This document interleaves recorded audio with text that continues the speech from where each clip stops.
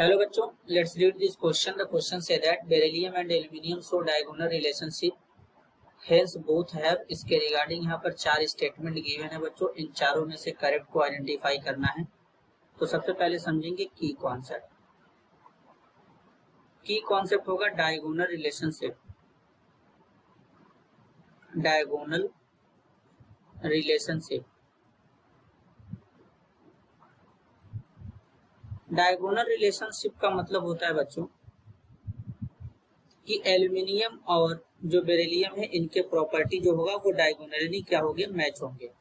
Periodic table में जो period 2 के एलिमेंट होते हैं जैसे कि लिथियम है, बेरिलियम है, बोरान है, कार्बन है, नाइट्रोजन है, और जो पीरियड 3 के एलिमेंट होते हैं जैसे कि sodium, magnesium, aluminium, silicon, phosphorus.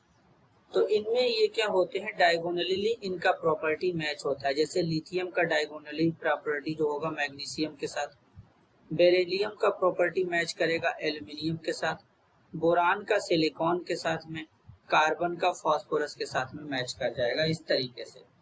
अब इनमें होता क्या है बेसिकली, तो बेसिकली अगर हम बेरिलियम और एल्यूमिनियम में अगर कंपेयर करेंगे तो इनका जो इलेक्ट्रोनेगेटिविटी का जो डिग्री होता है बच्चों वो ऑलमोस्ट सिमिलर होता है।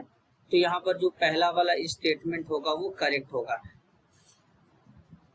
स्टेटमेंट बी में है बेसिक नेचर ऑफ ऑक्साइड। बच्चों जो बेरिलियम और एल्यूमिनियम होते हैं ये एम्फोटेरिक मेटल होते हैं। कौन से मेटल होते हैं, एम्फोटेरिक मेटल। एम्फोटेरिक मेटल का मतलब होता है ऐसे मेटल जो एसिड और बेस दोनों के साथ रिएक्ट करते हैं। तो इनके जो ऑक्साइड होते हैं जैसे कि BeO और Al2O3, ये ऑक्साइड भी क्या हो जाएंगे, एम्फोटेरिक ऑक्साइड हो जाएंगे। Al2O3 amphoteric oxide. तो इसलिए यहाँ पर बच्चों जो बेसिकली बात करेंगे तो यहाँ पर ये वाला जो स्टेटमेंट है बी वाला वो गलत हो जाएगा बच्चों, क्योंकि इनके ऑक्साइड बेसिक नेचर के नहीं होते, एम्फोटेरिक नेचर के होते हैं। तो बी वाला स्टेटमेंट यहाँ पे गलत। सी में बोला गया approximately same charge radius ratio, the ionic radius of Be+2 is estimated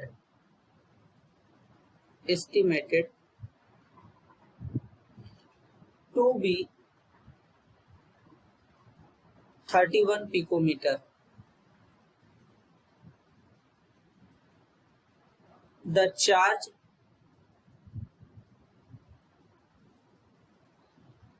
by radius ratio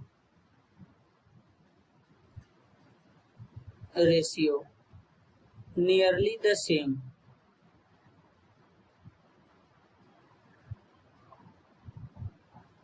Nearly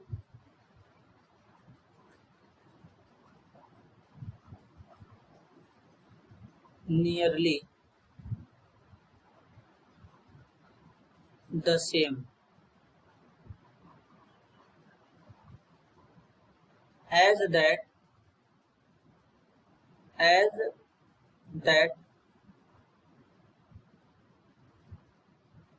of the Al+3 ion. तो ये यहाँ पर हो जाएगा बच्चों। तो स्टेटमेंट जो सी है वो भी क्या हो जाएगा, करेक्ट हो जाएगा। स्टेटमेंट डी में बोला गया BeCl2 and AlCl3 are volatile and fume in moist air. तो बेसिकली अगर हम बात करेंगे बच्चों तो जो हमारा AlCl3 और BeCl2 होता है, जैसे कि BeCl2 ये क्या होता है, जब ये मॉइस्चर में जाता है तो इसका हाइड्रोलिसिस हो जाता है। तो हाइड्रोलिसिस होने के बाद बेरिलियम हाइड्रोक्साइड और HCl गैस बनाता है। तो यहाँ पर जो HCl गैस होता है इसी का ये क्या करता है, फ्यूम्स देता है। अब यहाँ पर बेसिकली जैसे AlCl3 है तो AlCl3 जो होता है वाटर के साथ ये भी हाइड्रोलाइज हो जाएगा और हाइड्रोलाइज होने के बाद एल्यूमिनियम हाइड्रोक्साइड बनाता है। क्या बनाता है?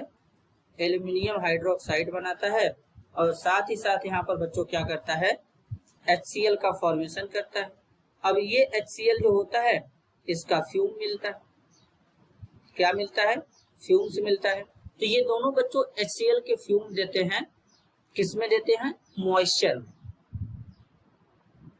तो बेसिकली जो हमारे BeCl2 और AlCl3 जो होते हैं ये वोलाटाइल होते हैं और ये फ्यूम देते हैं मॉइस्चर में। बिल्कुल करेक्ट है बच्चों। तो यहाँ पर जो स्टेटमेंट डी है ये भी करेक्ट है। तो यहाँ पर कौन सा स्टेटमेंट यहाँ पर करेक्ट है बच्चों? करेक्ट स्टेटमेंट है option A, option C, option D. This is your answer. I hope you understood it well. All the best.